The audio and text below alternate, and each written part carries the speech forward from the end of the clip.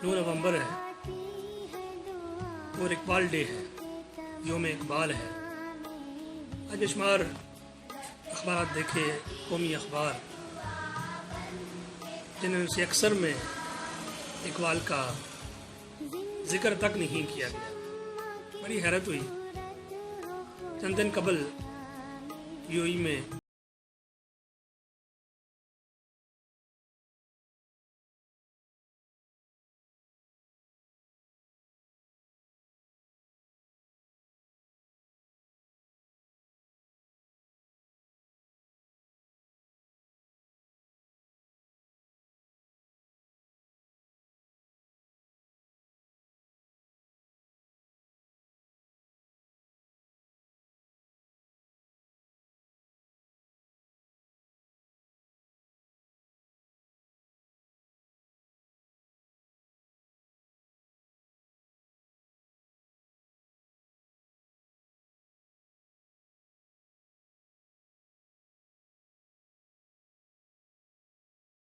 अजीम शान लोग गुजरे हैं, लेकिन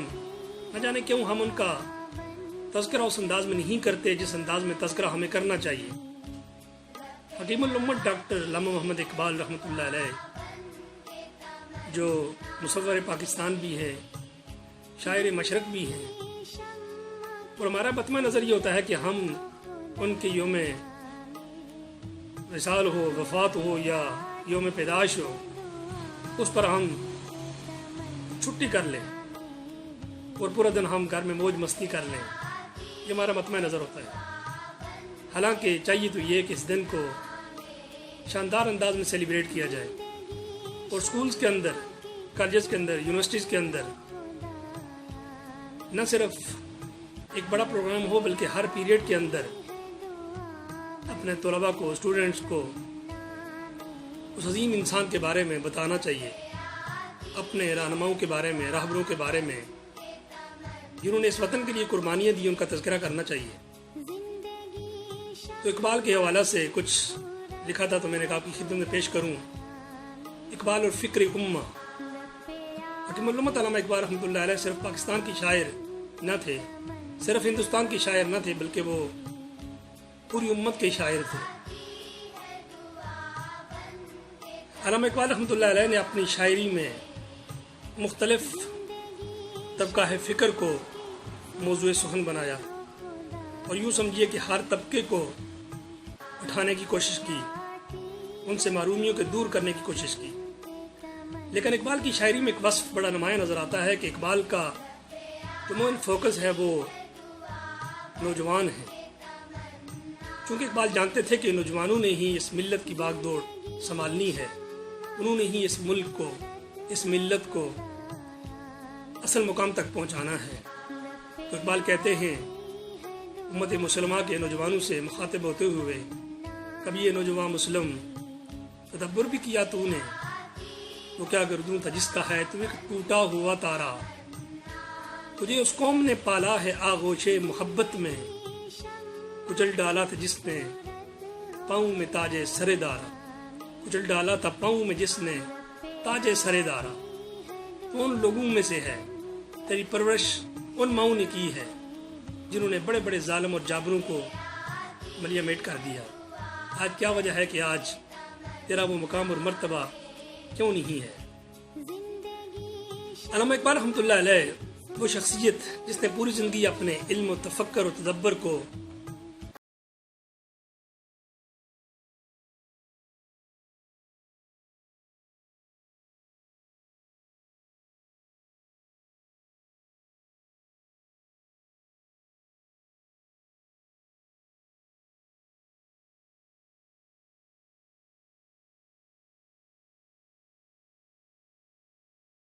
जवानों को झंझोड़ते हुए उन्हें इस्लाफ के कारनामों, उनकी अजीम हुकूमतों और रोब और दबदबा का जिक्र भी करते हैं। साथ ही आज के नौजवान की अपनी तारीख से अदम वाकफियत पर इजहार अफसोस भी करते हैं और उसे बताते हैं कि अगर तू चाहे तो मैं तेरे सामने तेरा माजी रख दूं, लेकिन तेरी सोच और फिक्र से भी वो नक्शा, वो नज़ारा जो है वो बुलंद तर है। اقبال کہتے ہیں میں چاہوں تو تمہیں بتا دوں، لیکن شاید اب تیری سستیاں، تیری کاہلیاں یہاں تک پہنچ چکی ہیں کہ شاید اگر وہ نقشہ تمہیں دکھا بھی دوں تو شاید تو اس منزل کی طرف تک پھر بھی شاید پہنچنے کی تو کوشش نہ کرے۔ تو اقبال کہتے ہیں اگر چاہوں تو نقشہ کھینچ کر الفاظ میں رکھ دوں، اگر چاہوں تو نقشہ کھینچ کر الفاظ میں رکھ دوں، مگر تیرے تخیل سے فزوں تر ہے وہ نظارہ۔ علامہ اقبال رحمۃ اللہ علیہ ملت کے جوانوں کی حرکات و سکنات پر افسوس بھی کرتے ہیں اور رنجیدگی کی کیفیت میں ان کی بے حسی پر انہیں غیرت بھی دلاتے ہوئے نظر آتے ہیں اور ان وجوہات کو بھی بیان کرتے ہیں جو ہمارے زوال کا سبب ہیں۔ اقبال کہتے ہیں کہ تجھے آبا سے اپنے کوئی نسبت ہو نہیں سکتی، تجھے آبا سے اپنے کوئی نسبت ہو نہیں سکتی کہ تو گفتار وہ کردار تو ثابت وہ سیارہ، گوادی ہم نے جو اسلاف سے میراث پائی تھی، سریا سے زمین پر آسمان نے ہم کو دے مارا۔ ہمارے زوال کا سبب یہ ہے کہ ہم نے وہ میراث کھو دی جو ہمیں ہمارے اسلاف نے ہمیں ورثے میں عطا کی تھی۔ پھر اقبال کہتے ہیں حکیم الامت علامہ اقبال رحمۃ اللہ علیہ اپنے آباء و اجداد کے کارناموں سے آگاہ تھے۔ وہ آج کے چند لبرل لوگوں کی طرح، چند لبرل صحافیوں کی طرح اور دیگر طبقہ فکر کے جو لبرل لوگ ہیں، جو آئے روز یہ شکوہ کرتے ہوئے نظر آتے ہیں کہ ہمارے آباء و اجداد نے کچھ کیا ہی نہیں ہے، ہمارے اجداد نے تو ایک سوئی تک نہیں بنائی ہے۔ کہ بارہا یہ باتیں سنی بڑی تکلیف محسوس ہوتی ہے جب ان کے منہ سے یہ باتیں سنتے ہیں کہ ہمارے آباء و اجداد نے تو کچھ کیا ہی نہیں ہے، آج نہیں بلکہ ہمیشہ سے ہم غیروں کے محتاج رہے ہیں۔ کاش کہ وہ حکیم الامت رحمۃ اللہ علیہ کو ہی پڑھ لیتے تو شاید انہیں اس بات کو جو ہے وہ نہ بیان کرتے۔ علامہ اقبال رحمۃ اللہ علیہ آپ کی ذات گرامی اس حوالے سے بھی ممتاز ہے کہ وہ اپنے آباء و اجداد کے کارناموں کا برملا اظہار بھی کرتے ہیں، اور وہ لوگ جو اس طرح کی باتیں کرتے ہیں شاید اس کا سبب کیا ہے؟ اس کا سبب شاید یا تو مطالعہ کی کمی ہے، عدم واقفیت ہے اپنے آباء و اجداد سے، یا پھر وہ اغیار سے اس قدر مرغوب ہو چکے ہیں کہ انہیں اپنوں کی کارنامے نظر ہی نہیں آتے۔ علامہ اقبال رحمۃ اللہ علیہ اس بارے میں اظہار خیال کرتے ہیں اور مسلمانوں کو آگاہ کرتے ہیں اس بات سے، اور ساتھ کافی افسوس بھی ملتے ہیں کہ جب علامہ اقبال یورپ میں جاتے ہیں، وہاں کی لائبریریوں میں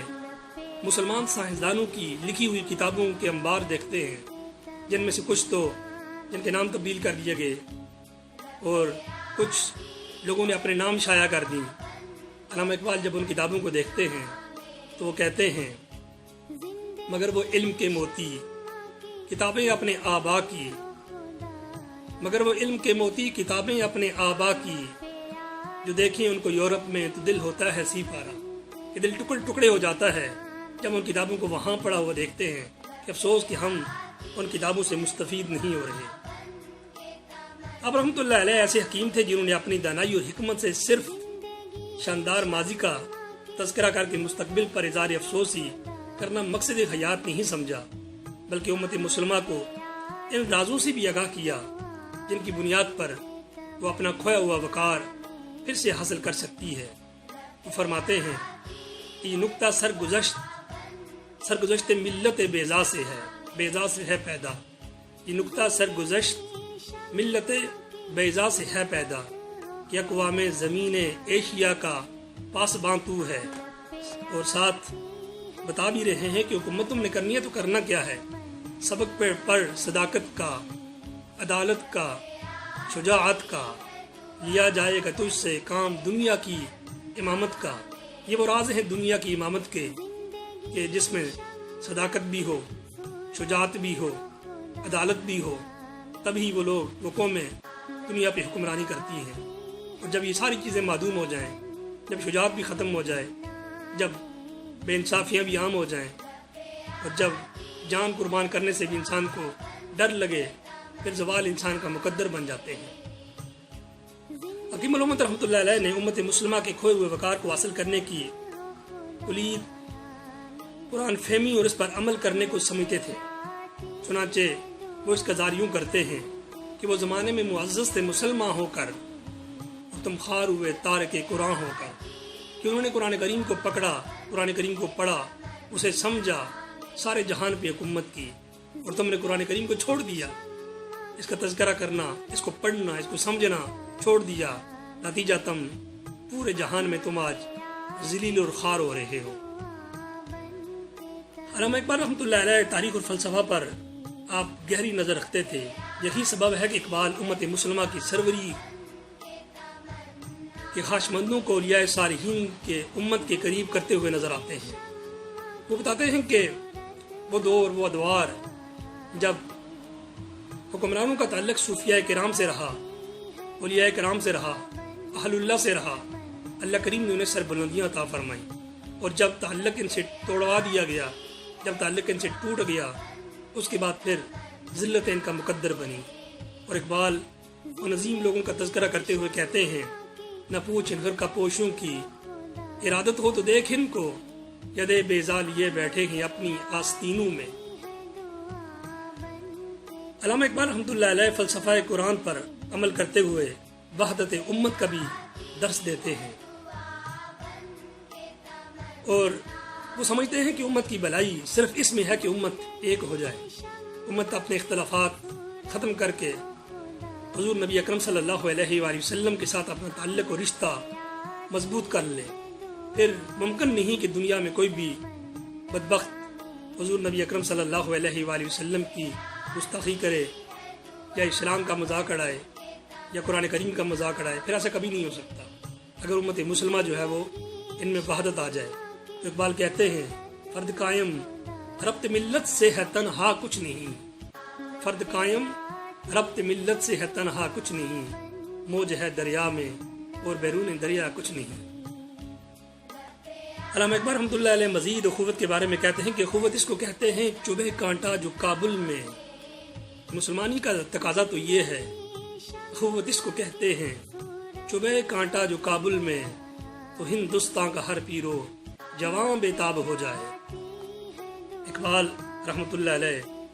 امت مسلمہ کی بقا محبت رسول اور عشق مصطفیٰ صلی اللہ علیہ وآلہ وسلم میں سمجھتے ہیں۔ فرماتے ہیں کہ محمد سے وفاتوں نے تو ہم تیرے ہیں، یہ جہاں چیز ہے کیا لوح قلم تیرے ہیں۔ حضور نبی اکرم صلی اللہ علیہ وآلہ وسلم کے ساتھ ان کا تعلق اور رشتہ بہت ہی گہرا تھا۔ وہ کہتے ہیں کہ ہو نہ یہ پھول تو بلبل کا ترنم بھی نہ ہو، کہ اگر اللہ کے نبی صلی اللہ علیہ وآلہ وسلم نہ ہوتے تو پھر کائنات میں کچھ بھی نہ ہوتا۔ ہو نہ یہ پھول تو بلبل کا ترنم بھی نہ ہو، چمن دہر میں کلیوں کا تبسم بھی نہ ہو نہ یہ ساقی تو مہ بھی نہ ہو، تم بھی نہ ہو، بزم توحید بھی دنیا میں نہ ہو، تم بھی نہ ہو۔ اور پھر کہتے ہیں خیمہ افلاق کا استادہ اسی نام سے ہے، نبض ہستی تبش آمادہ اسی نام سے ہے، اسی نام سے ہی سب کچھ قائم ہے۔ اس نام کے ساتھ اگر تعلق و رشتہ مضبوط ہوگا تو یقیناً کامیابی ہمارے قدم چومے گی، اور اگر حضور نبی اکرم صلی اللہ علیہ وآلہ وسلم سے رشتہ ہمارا کٹ گیا، ان کے ساتھ رشتہ کمزور ہو گیا، تو پھر کبھی بھی کامیابیاں جو ہے وہ ہمیں نہیں مل سکتی۔ پھر اقبال صاحب یہ بھی کہتے ہیں کہ صرف تقریروں سے، صرف تحریروں سے انقلاب نہیں آیا کرتے، بلکہ اس کے لیے مسلسل محنت کرنا پڑتی ہے۔ اقبال کہتے ہیں یقین محکم عمل پہم محبت فاتح عالم، جہادی زندگانی میں ہے یہ مردوں کی شمشیر ہے۔ اقبال کہتے ہیں کہ اگر کچھ کرنا ہے اس کے لیے یہ چند کلیے ہیں، یہ چند رولز ہیں، ان کو سمجھ لیجئے۔ یقین محکم عمل پہم، ایک تو یقین کامل ہونا چاہیے، جو ہم کر رہے ہیں اس میں ضرور ہم کامیاب ہوں گے، اور ساتھ عمل پہم، یہ کام مسلسل کریں گے تو تب جا کر ہماری نیا جو ہے وہ کنارے پہ لگے گی۔ پھر کہتے ہیں محبت فاتح عالم، اور حضور نبی اکرم صلی اللہ علیہ وآلہ وسلم کے ساتھ بے روز محبت ہوگی تو پھر دنیا ہمارے قدم چومے گی۔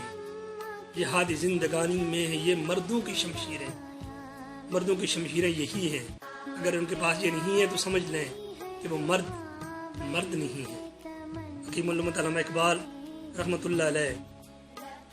مسلمانوں کی کمزوریوں کا راز، جس طریقے سے اغیار نے مسلمانوں کو کمزور کیا، اس کا راز بتاتے ہوئے کہتے ہیں، یہ فاقہ کش جو موت سے ڈرتا نہیں ذرا، روح محمد اس کے بدن سے نکال دو، اس کے بدن سے روح محمد صلی اللہ علیہ وآلہ وسلم نکال دو تو یقین جانو پھر یہ صرف خاک کا ڈھیر رہ جائے گا، یہ مسلمان ہی یہ خاک کا ڈھیر رہ جائے گا۔ صرف جب تک اس کے اندر محبت رسول کی چاشنی باقی رہے گی، اس وقت تک اسے کوئی گرا نہیں سکتا، اسے کوئی مٹا نہیں سکتا۔ اقبال رحمۃ اللہ علیہ کی شاعری بتاتی ہے کہ وہ ایک باعمل انسان تھے جو امت مسلمہ کے نوجوانوں کے کردار کی پختگی کے لیے رب کائنات سے ان کا تعلق جوڑنے کی بھی کوشش کرتے ہیں، اور امت مسلمہ کے نوجوانوں کو سحر خیزی کی تعلیم دیتے ہوئے نظر آتے ہیں۔ ان کی زندگی کا بڑا حصہ یورپ میں گزرا، لیکن انہوں نے ان عارضی لذتوں کو اپنے اوپر حاوی نہیں ہونے دیا، بلکہ اپنے رب اور محبوب پاک صلی اللہ علیہ وآلہ وسلم کے ساتھ اپنا رشتہ مضبوط رکھا۔ یہی سبب ہے اقبال کہتے ہیں، زمستانی ہوا میں گرچہ تھی شمشیر کی تیزی، زمستانی ہوا میں گرچہ تھی شمشیر کی تیزی، نہ چھوٹی مجھ سے لندن میں بھی آداب سحر خیزی۔ کہ وہ شخص وہاں پر بھی صبح سویرے تہجد کے ٹائم اٹھنا، وہاں بھی ان کا وہی جو ہے وہ ترہ امتیاز رہا۔ چونکہ علامہ اقبال رحمۃ اللہ علیہ کا تعلق کشمیر سے تھا اور آپ فرزند کشمیر تھے، وہ کشمیر جسے آج ٹکڑوں میں بانٹا جا رہا ہے، جس کے ساتھ آج سوتیلی ماں جیسا سلوک کیا جا رہا ہے۔ ایک طرف وہ حصہ ہے جو مسلسل جیل کی شکل میں اس کے نوجوان آئے روز شہید ہوتے ہیں، اور دوسری طرف بھی اس وقت کنڈیشن جو ہے بڑی نگفتہ بے ہے۔ اس کو ٹکڑوں میں تقسیم کیا جا رہا ہے، جو کسی بھی طرح نہ کشمیر کے لیے اور نہ ہی ہمارے ملک عزیز کے لیے فائدہ مند ہے۔ کشمیریوں نے ہمیشہ سے یہ چاہا کہ کشمیر پورے کا پورا آزاد ہو کر عظیم مملکت بن کر پاکستان کا ساتھ دے، پاکستان کے ساتھ شامل ہو، لیکن اگر ٹکڑوں میں تقسیم کریں گے تو پھر شاید وہ مقام نصیب نہ ہو جس کی امید علامہ اقبال رحمۃ اللہ علیہ لے کر دنیا سے چلے گئے۔ علامہ اقبال کہتے ہیں، ہستم گلے یہ خیبان جنت کشمیر، ہستم گلے یہ خیبان جنت کشمیر، دلم زحا کے حجاز و نواز شیراز استعینی۔ اقبال کہتے ہیں کہ میرا بدن گلستان کشمیر کا ایک پھول ہے۔ کشمیر سے محبت کا اظہار کرتے ہوئے کہتے ہیں کہ میرا جو بدن ہے، میرا جو جسم ہے، یہ کشمیر کا ایک پھول ہے، اور میرا دل ارض حجاز ہے، اور میری صدا شیراز سے ہے۔ تو یہ علامہ اقبال رحمۃ اللہ علیہ کے بارے میں چند گزارشات جو میں نے آپ کے سامنے پیش کی۔ مقصد صرف یہ ہے، جب اقبال ڈے آئے، جب قائد اعظم کا دن آئے، صرف چھٹی لے کر گھر میں نہ بیٹھ جائے، بلکہ اپنے بچوں کو، اپنے اہل و عیال کو، اپنے طلباء کو، آنے والی نسلوں کو انہیں بتائیں کہ یہ ملک ایسے ہی حاصل نہیں کیا گیا، اس کے لیے بڑی قربانی دی گئی، ان لوگوں نے بڑی محنت کی، تب جا کر آج ہم آزادی سے سانس لے رہے ہیں۔ دعا ہے اللہ کریم کی ذات سے کہ اللہ کریم مجھے تذکرہ اقبال سے اللہ کریم مجھے صحت عطا فرمائے، اللہ کریم ہم سب کے حال پہ مکرم فرمائے، اللہ کریم آسانی عطا فرمائے۔ السلام علیکم ورحمۃ اللہ وبرکاتہ۔ یہ خوبصورت پیغام اگر اچھا لگے ضرور شیئر کیجیے گا تاکہ دیگر احباب تک بھی یہ پیغام محبت پہنچ جائے۔ السلام علیکم ورحمۃ اللہ وبرکاتہ۔